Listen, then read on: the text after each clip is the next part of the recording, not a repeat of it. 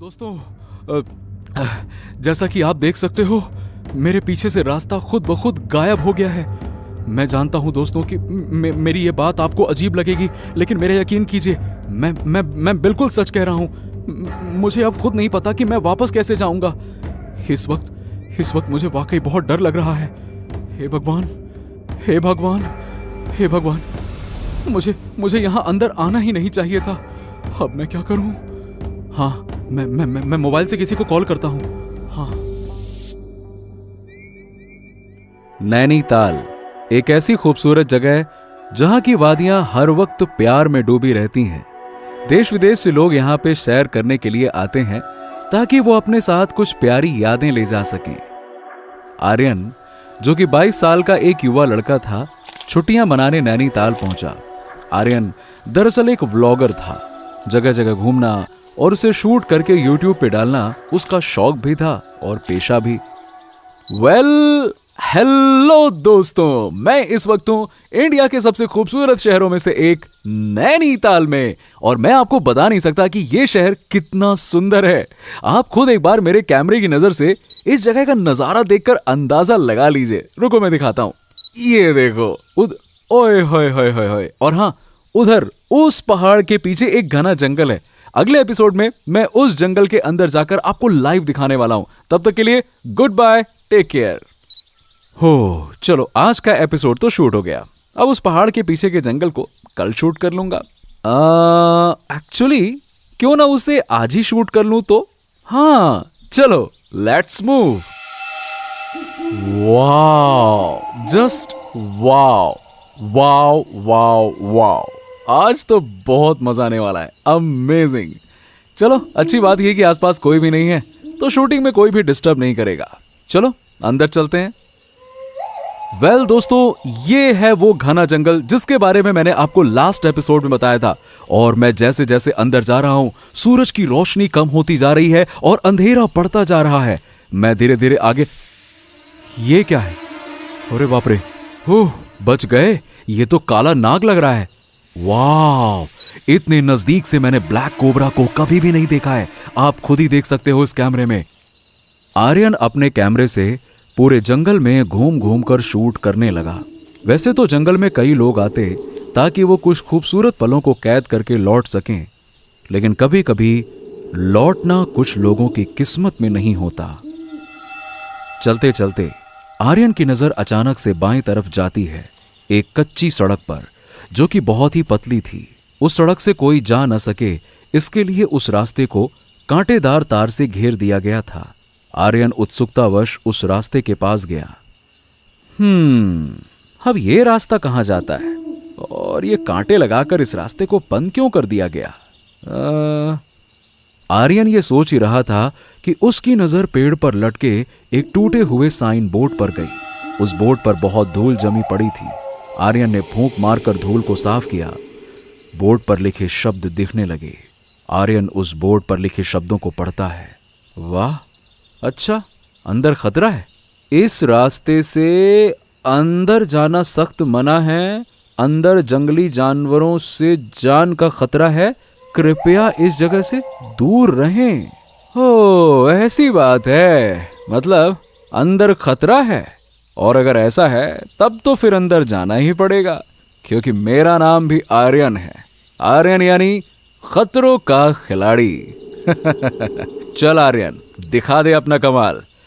हाँ, ये कहते हुए आर्यन उन कांटेदार तारों को लांघकर उस रास्ते में घुस गया। इस रास्ते को देखते हुए एक बात तो तय थी कि यह रास्ता कई सालों से बंद पड़ा था। ना कोई फॉरेस्ट गार्ड और ना ही कोई टूरिस्ट। जैसे जैसे आर्यन जंगल के अंदर बढ़ता जा रहा था, वैसे वैसे जंगल और ज्यादा खामोश होता जा रहा था। अचानक से आर्यन को महसूस हुआ कि उसके पीछे का रास्ता गुम होता जा रहा था।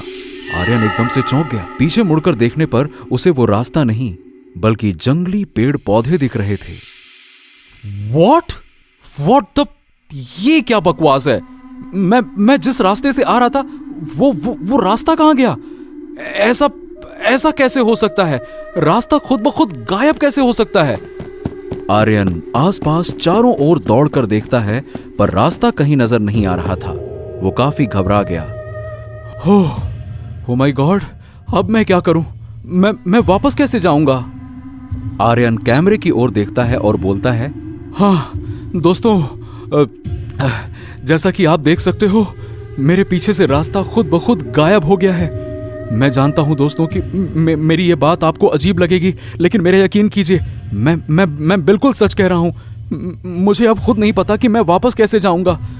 इस वक्त मुझे वाकई बहुत डर लग रहा है। हे भगवान, हे भगवान, हे भगवान, मुझे यहां अंदर आना ही नहीं चाहिए था।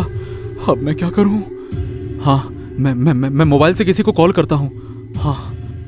आर्यन ने अपनी जेब से मोबाइल निकाला, पर सिग्नल का दूर दूर तक पता नहीं था। आर्यन के दिमाग ने काम करना बंद कर दिया। वो पूरी ताकत के साथ चिल्लाता है, कोई है? मेरी मदद करो, मैं यहां फंस गया हूं। आर्यन की आवाज वापस लौट कर आ गई। उसके चिल्लाने से अचानक जंगल में कई तरह के जानवरों की आवाजें आने लगी। वो खामोश जंगल अचानक से जाग उठा। आर्यन हताशा में फिर से चिल्ला उठा, कोई है? प्लीज मेरी यहां मदद करो, मैं रास्ता भटक गया हूं। कोई है? आर्यन के इस बार चिल्लाते ही जंगल के पंछी और जानवरों की आवाजें एकाएक बंद हो गईं और वो जंगल फिर से खामोश हो गया। आर्यन को इस खामोशी से थोड़ी अचरज हुई, लेकिन ठीक उसी वक्त अचानक से एक काला साया हवा को चीरते हुए ठीक आर्यन के सामने आकर खड़ा हो गया। उस काले साये के चेहरे पर चमकती हुई दो लाल आंखें देख डर के मारे आर्यन के हाथ से कैमरा छूट गया और वो तेज रफ्तार में वहां से दौड़कर भागा। मगर आर्यन की रफ्तार काफी नहीं थी। वो काला साया जमीन से उछलता है और एक पेड़ से दूसरे पेड़ पर तेजी से कूदते हुए आर्यन का पीछा करने लगा। दौड़ते दौड़ते अचानक आर्यन की नजर उसी कांटेदार तार की ओर गई जहां वो साइन बोर्ड लगा था। एक समय के लिए आर्यन की जान में जान आई। उसे लगा कि जंगल से बाहर निकल जाने का रास्ता उसे मिल गया और वो साइन बोर्ड की ओर तेजी से दौड़ पड़ा। पर यह क्या, वो कांटेदार तार अपने आप आर्यन की ओर बढ़ने लगी। आर्यन के होंठ सूख गए। आर्यन डर के फिर से जंगल की ओर पलटकर भागने लगा। वो कांटेदार तार तेजी से आर्यन के पैरों की ओर लपके और उसके पैरों को जोर से बांध दिया। दर्द से आर्यन की कराह उठी।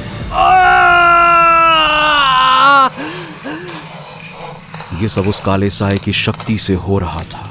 घिसटाते हुए कांटेदार तारों ने आर्यन को एक पेड़ से बांध दिया। आर्यन पूरी तरह से बेबस हो चुका था। काला साया ठीक उसके सामने आकर खड़ा हो गया। काले साये ने गुर्राते हुए भारी आवाज में कहा, यहाँ पर क्यों आए हो? अब तुम्हें मरना ही होगा। आर्यन गिड़गिड़ाने लगा, देखो, आई डोंट नो, मतलब मैं नहीं जानता कि तुम कौन हो, लेकिन प्लीज मुझे छोड़ दो। आखिर मेरी उम्र ही क्या है? प्लीज मुझे छोड़ दो। मैं यहाँ कभी वापस नहीं आऊंगा। प्लीज मुझे छोड़ दो। उस काले साये ने धीरे से अपने दोनों हाथ ऊपर उठाए और फिर एकदम से नीचे झटक दिया।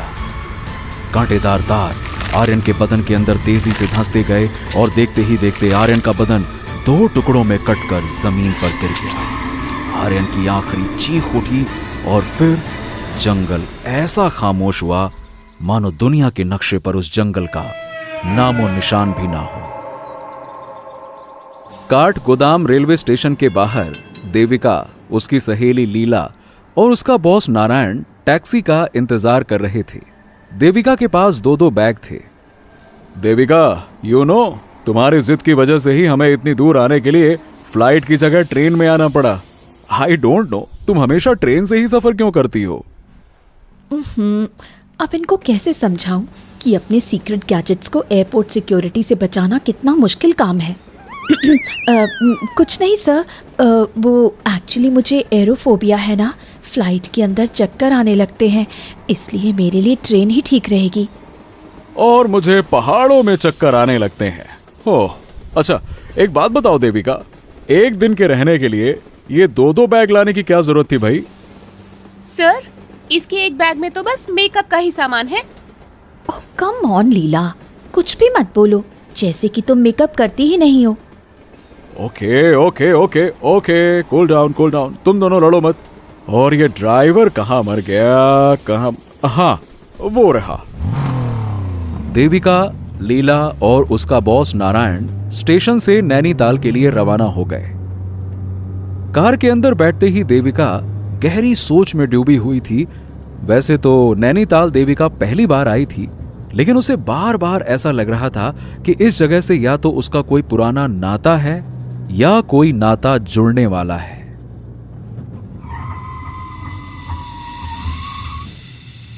चलो भाई, अभी तो सबसे पहले अपने अपने रूम में जाओ और फ्रेश हो जाओ। आज के डिनर पर कल की स्पीच हम डिस्कस कर लेंगे। ओके, चलो। ओफोफोफो, ये गेस्ट हाउस भी पहाड़ के ऊपर बनाया गया है। अब इन लोगों को क्या बताऊं कि घाटियां देखते ही मेरी हालत पतली हो जाती है। पता नहीं साइबर सिक्योरिटी पर सेमिनार इन लोगों को नैनीताल के पहाड़ों में क्यों रखना था। हाँ, खैर।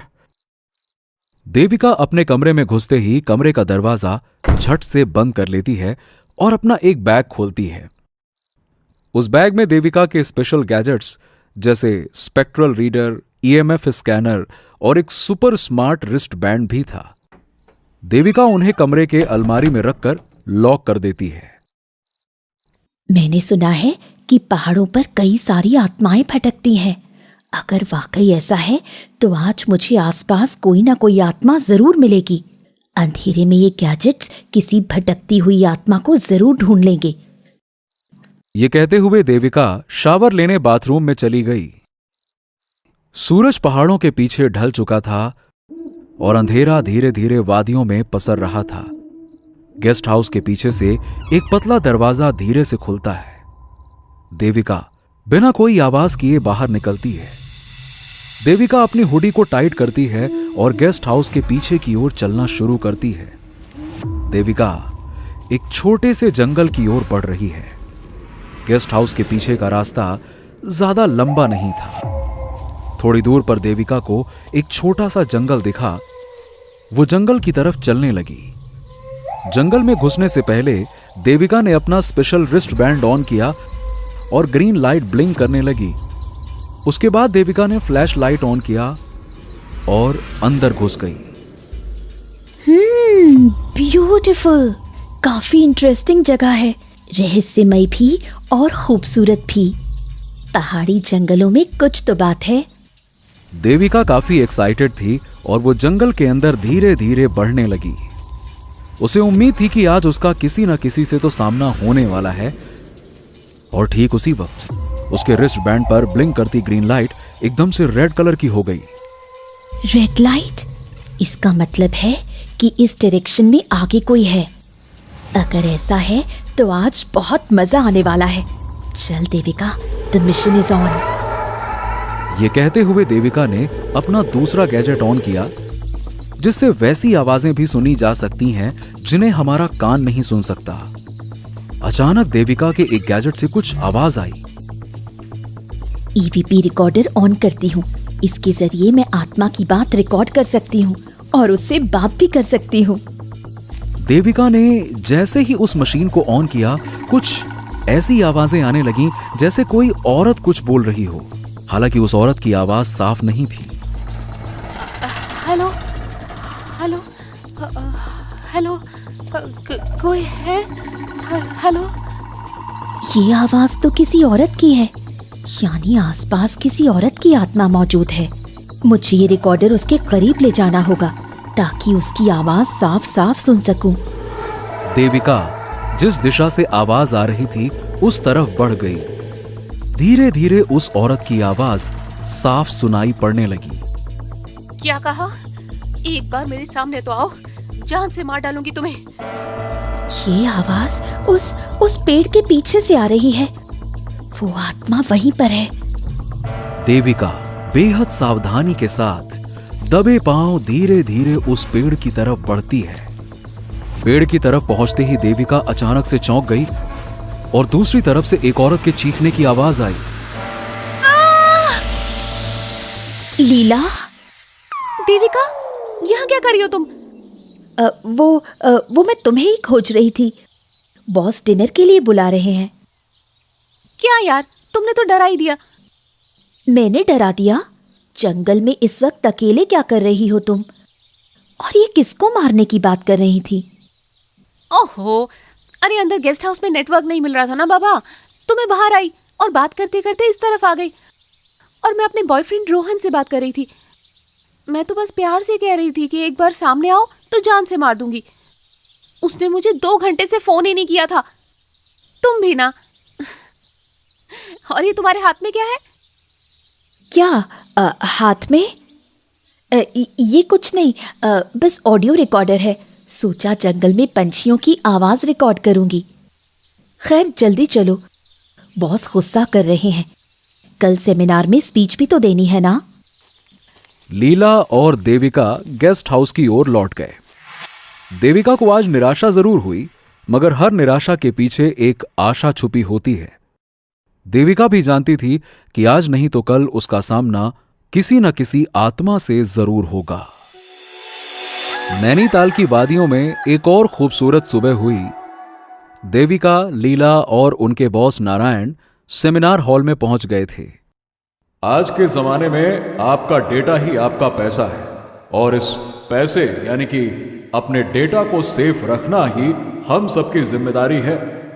हैकर्स का अटैक दिन ब दिन और बड़ा होता जा रहा है। हैकर्स का क्या है, वो तो हैकर क्या कर लेगा? यहाँ तो मोबाइल में टावर ही नहीं है।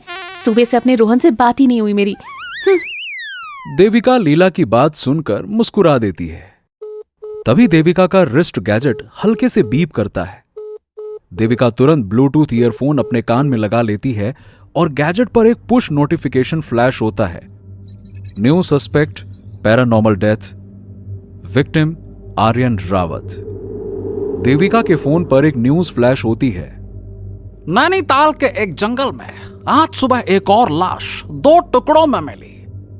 पुलिस के कहने के मुताबिक यह किसी जंगली जानवर का हमला है, लेकिन वहां के गांव वाले और आदिवासियों का कहना है कि यह किसी प्रेत आत्मा का काम है। यह चौथी बार है जब इसी जंगल में कोई मौत इस तरह से हुई है। देविका तुरंत अपना गैजेट बंद कर देती है। उसकी आंखों का एक्सप्रेशन बदल जाता है। क्या हुआ? सब ठीक है? हाँ, ओ यस, सब ठीक है। वो माँ का फोन आ गया था। और अब मैं बुलाना चाहूंगा अपने सबसे फेवरेट स्टूडेंट और एम्प्लॉय को, जो कंप्यूटर की दुनिया की बादशाह, oh my mistake, sorry, I mean to say कि महारानी। Yes, let's welcome miss Devika Hegde. अरे ये लड़की हमेशा टाइम पर ही धोखा देती है।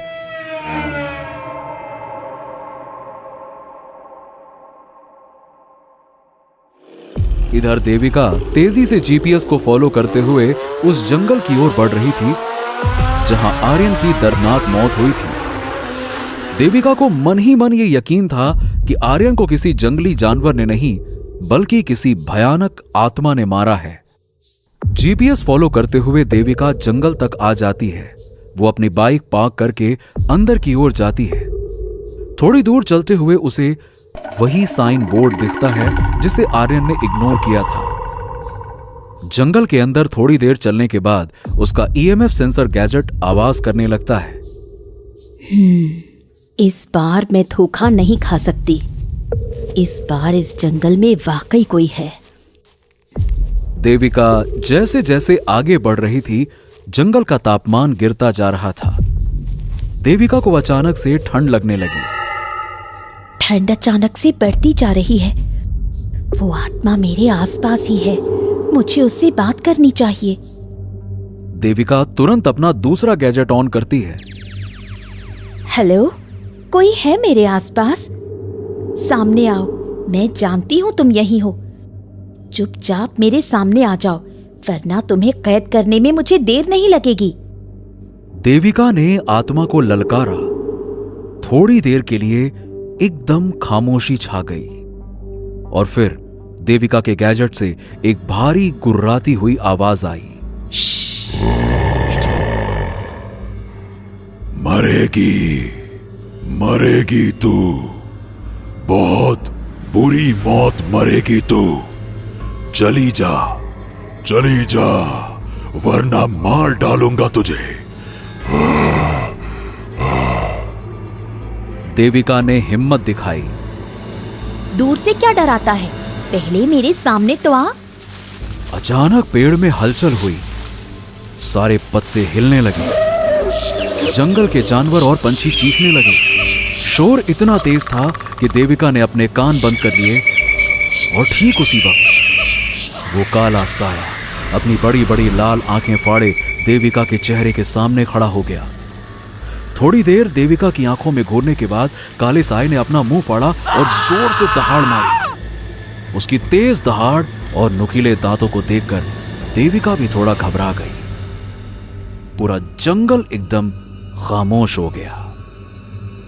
देविका ने फुर्ती से एक छोटा सा गैजेट बाहर निकाला और बटन दबा दिया। गैजेट से एक बिजली निकली और सीधा उस काले साये से टकराई। काला साया बिजली के झटके से टकराकर दूर गिर गया। सीधे तरीके से मान जाओ, वरना मेरे पास और भी तरीके हैं। ये कहते हुए देविका ने अपना ब्रह्मास्त्र यानी कि आत्मा को कैद करने वाली मशीन निकाली और बटन दबा दिया। मशीन से लेजर लाइट काले साये की ओर निकली, पर इससे पहले कि वो लेजर लाइट काले साये को कैद कर पाती, वो उछलकर देविका के पास आ गया और एक झटके में उसकी मशीन को चकनाचूर कर दिया। देविका को काले साये की शक्ति पर यकीन ही नहीं हुआ। अब बारी काले साये की थी। उसने इशारा किया और कटीले तारों ने देविका को पेड़ से बांध दिया। मरने के लिए तैयार हो जाओ। देविका ने हार मानते हुए अपनी आंखें बंद कर ली। देविका की सांसें तेजी से चल रही थीं। काले साये ने अपने दोनों हाथों को उठाया और आखिरी वार करने को तैयार हो गया, पर तभी पत्तों के खड़खड़ाने की आवाज आई। काले साये ने चौंक कर इधर उधर देखा तो दूर अंधेरे में कोई खड़ा था। देविका ने भी अपनी आंखें खोली और एकटक देखने लगी। हल्के अंधेरे में से एक आदमी बाहर आया और उजाले में आकर खड़ा हो गया। वो शख्स कोई और नहीं बल्कि देव था। देविका देव को देखकर हैरान हो गई। तुम जो कोई भी हो, इसे छोड़ दो। तुम चाहो तो इस लड़की के बदले मुझे मार सकते हो। काले साये की भयानक आंखें चमक उठी। वो एकदम से देव की ओर झपटा। देव पहले से चौकन्ना था। उसने फुर्ती से अपना फैंटम कॉर्ड्स वाला पेंडेंट काले साये के ठीक सामने रख दिया। वो पेंडेंट बहुत तेजी से चमकने लगा। काले साये की लाल आंखें चौधियां गईं। उसकी सारी शक्तियां उस पेंडेंट के सामने शिथिल पड़ गईं। वो अब पूरी तरह से सम्मोहित हो चुका था। देव पहले देविका की ओर जाता है और उसके बंधन खोलता है। तुम ठीक हो? देविका को इस अजनबी फरिश्ते के बारे में कुछ नहीं पता था। वो बस उसे टकटकी लगाए देखती रही और अपना सिर हिला दिया। देव उस काले साये के पास आया। कौन हो तुम? अपने बारे में बताओ। वो काला साया अपने असली रूप में आया। मेरा नाम रतनलाल है। किसी जमाने में मैं पास के गांव में अपने छोटे से परिवार के साथ रहा करता था। बीवी बच्चों के साथ मेरी जिंदगी बड़े आराम से चल रही थी। बहुत ही साधारण जीवन जी रहे थे हम लोग। पर जो भी था, हम अपने जीवन में खुश थे। मैं अक्सर इस जंगल में आया करता था लकड़ी काटने के लिए, और उसी लकड़ी से हमारे घर का चूल्हा जलता था। सब कुछ ठीक चल रहा था कि एक दिन जाने कहां से दो मनहूस इस जंगल में आए। मुझे पता चला कि वो दोनों शिकारी थे। रात में वो चुपके से भालू का शिकार करते और उसे तस्करों के हाथों बेच देते। मैंने ये बात गांव वालों को बताई, पर डर के मारे कोई भी आगे नहीं आया, क्योंकि उनके पास बंदूकें थीं। हम इस जंगल को अपनी मां मानते हैं और यहां के पशु पक्षियों को अपने परिवार की तरह ही मानते हैं, और ऐसे में अगर हम इनकी रक्षा नहीं करेंगे तो और कौन करेगा? फिर क्या था, एक दिन मैं उनके सामने सीना तान कर खड़ा हो गया और कहा कि यहां से लौट जाओ अपने शहर, वरना मुझसे बुरा कोई नहीं होगा। जवान था और सीधा साधा भी। दुनिया कितनी जालिम है ये मैं समझ नहीं पाया। वो निहत्थे होते तो अकेला लड़ जाता उनसे, पर उनके पास बड़ी बड़ी बंदूकें थी। एक गोली आई और मेरे पैर पर लगी। मैं लहूलुहान होकर नीचे गिर गया। उन्होंने मुझे घसीटकर पेड़ से बांध दिया और बहुत मारा, बहुत। मैं भीख मांगता रहा, मैं दर्द से चिल्लाता रहा, रहम की भीख मांगता रहा कि मुझे छोड़ दो, छोड़ दो। अपने बीवी और बच्चों की दुहाई भी दी, लेकिन उन लोगों ने मेरी एक भी नहीं सुनी। उनके पास एक तलवार भी थी। उस तलवार से उन्होंने मुझे काट कर वहीं मार डाला। 3 दिन तक मेरी लाश 2 टुकड़ों में वहीं पड़ी रही। बाद में मेरी लाश को जंगली जानवर घसीट कर ले गए। पुलिस कहती रही कि मुझे किसी जंगली जानवर ने मारा है, पर गांव वालों को एहसास था कि मुझे किसने मारा है। किसी ने कुछ नहीं कहा। सब शांत रहे और मैं प्रेत बनकर इस जंगल में भटकता रहा। तब से यहां जो भी आता है उसे शिकारी समझकर मैं मार डालता हूं। देव रतनलाल के दर्द को समझ सकता था। उसने सहानुभूति के साथ कहा, रतनलाल, देखो, इसमें कोई दो राय नहीं कि तुम्हारे साथ बहुत ही बड़ी नाइंसाफी हुई है। तुम्हारा गुस्सा जायज भी है, लेकिन मैं तुम्हें अपना बदला लेने के लिए किसी निर्दोष की हत्या करने नहीं दे सकता। तुम्हें मैं मुक्त करता हूं ताकि तुम्हारी आत्मा इस जंगल से हमेशा हमेशा के लिए चली जाए। रतनलाल अपना सिर झुकाए रहा और फिर उसने देव की ओर देखते हुए कहा, मैं भी यही चाहता हूं। मैं हाथ जोड़कर तुमसे विनती करता हूं कि तुम मुझे मुक्त कर दो। देव काले साए यानी रतनलाल के पास आया और अपने जादुई पेंडेंट को उसके सर पे रख दिया।